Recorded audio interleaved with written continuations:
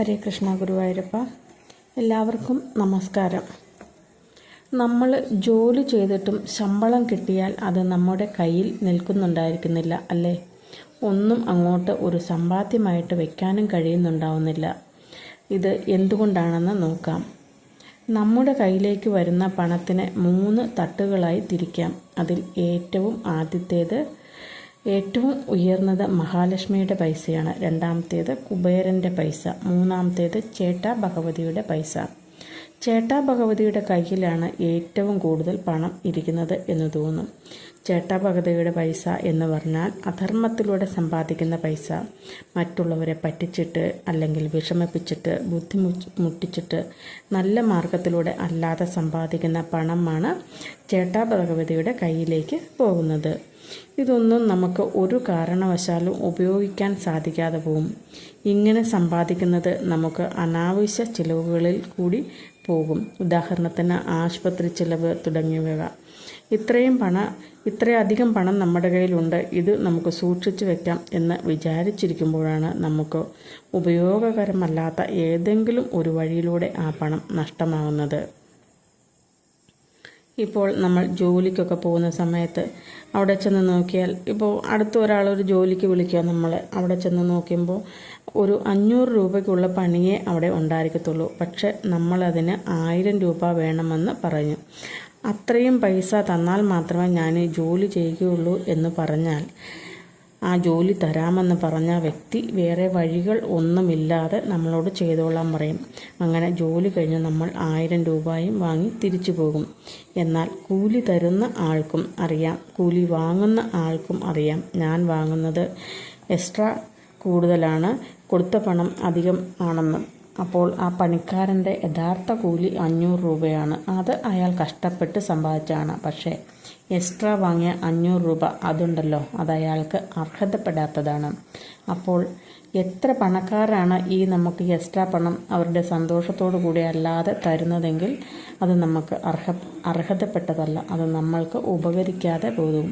അതായത് ചിലപ്പോൾ നമുക്ക് ഏതെങ്കിലും വിധത്തിൽ നമ്മുടെ കയ്യിൽ നിന്ന് കുറച്ച് സ്വർണമോ പണമോ അല്ലെങ്കിൽ വിലപിടിപ്പുള്ള എന്തെങ്കിലും സാധനങ്ങൾ നഷ്ടപ്പെട്ടാൽ നമ്മൾ ഭഗവാനോട് പ്രാർത്ഥിക്കാറുണ്ട്, ഭഗവാനെ ഞാനിത് കഷ്ടപ്പെട്ട് സമ്പാദിച്ചതാണ്, എനിക്കിത് തിരിച്ചു തരണമേ എന്ന്. അപ്പോൾ നേർവഴിയിൽ കൂടി സമ്പാദിച്ചതൊന്നും നമുക്ക് നഷ്ടമാകാറില്ല. ഇനി അടുത്തത് കുബേരൻ്റെ പൈസ. നമുക്ക് എല്ലാവർക്കും തന്നെ കുബേര ഭഗവാനെ അറിയാം അല്ലേ? കുബേര ഭഗവാന്റെ പ്രത്യേകത എന്താണെന്ന് വെച്ചാൽ കുബേരന് എല്ലാം കൈകാര്യം ചെയ്യാനായിട്ട് സാധിക്കും. ക്രയവിക്രയങ്ങൾക്ക് സാധിക്കുന്ന പൈസയാണ് കുബേരൻ്റെ പൈസ. അതായത് നമ്മൾ സത്യസന്ധമായി ജോലി ചെയ്ത് നമുക്ക് കിട്ടുന്ന ശമ്പളം, വേതനം, ആ പണം കൊണ്ട് നമ്മുടെ എല്ലാ ചിലവുകളും നമുക്ക് നടത്തുവാൻ സാധിക്കുന്നുവെങ്കിൽ അത് കുബേരൻ്റെ പണമാണ്. നമ്മുടെ കയ്യിൽ മിച്ചമൊന്നും ഇല്ലെങ്കിലും വീട്ടിലെ കാര്യങ്ങൾ എല്ലാം മുടക്കമില്ലാതെ തന്നെ കൃത്യമായി നടന്നു പോകും. ഇനി മഹാലക്ഷ്മിയുടെ കയ്യിലുള്ള പണം എന്ന് പറഞ്ഞാൽ നമ്മുടെ ആവശ്യങ്ങൾ എല്ലാം കഴിഞ്ഞിട്ട് നമ്മുടെ സേവിങ്സ് ചെയ്യാനായിട്ട് സാധിക്കുന്ന പണം ആണ്.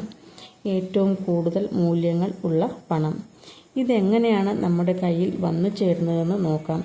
അതായത് നമുക്ക് മാസശമ്പളം കിട്ടണം, അതിനുള്ള ജോലി മാത്രം ചെയ്താൽ മതി എന്ന ചിന്തയോടെ ജോലി ചെയ്ത് കിട്ടുന്ന ശമ്പളം, അത് കുബേരൻ്റെ പണത്തിലേക്കാണ് പോകുന്നത്.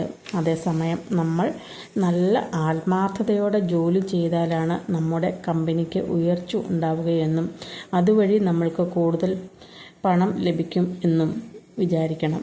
അങ്ങനെ നമ്മൾ എന്ത് ജോലി ചെയ്താലും അത് ശമ്പളത്തിന് വേണ്ടി മാത്രം ചെയ്യാതെ അത് ഇഷ്ടത്തോടെ ആത്മാർത്ഥതയോടെ ചെയ്യണം. അങ്ങനെ നമുക്ക് കിട്ടുന്ന പണമാണ് മഹാലക്ഷ്മിയുടെ പണം.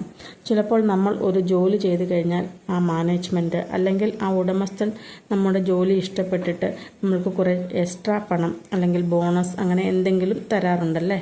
അങ്ങനെ കിട്ടിയാലും അത് മഹാലക്ഷ്മിയുടെ പണത്തിലേക്ക് പോകും. അതായത് അവർ നമുക്കത് സന്തോഷത്തോടു കൂടിയാണ് തരുന്നത്.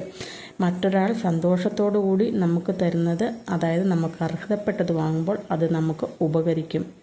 ഇപ്പോൾ നമുക്ക് മഹാലക്ഷ്മിയുടെ കയ്യിലുള്ള പണം കിട്ടണമെങ്കിൽ ഭഗവാനെ നല്ലതുപോലെ പ്രാർത്ഥിക്കണം. ഭഗവാൻ വസിക്കുന്ന ഇടത്തെ മഹാലക്ഷ്മി ഉണ്ടാവുകയുള്ളൂ. ചുരുക്കത്തിൽ പറഞ്ഞാൽ, നമ്മൾ കഷ്ടപ്പെട്ട് നല്ല മനസ്സോടെ ജോലി ചെയ്ത് കിട്ടുന്നത് മാത്രമേ നമുക്ക് ഉപകരിക്കൂ.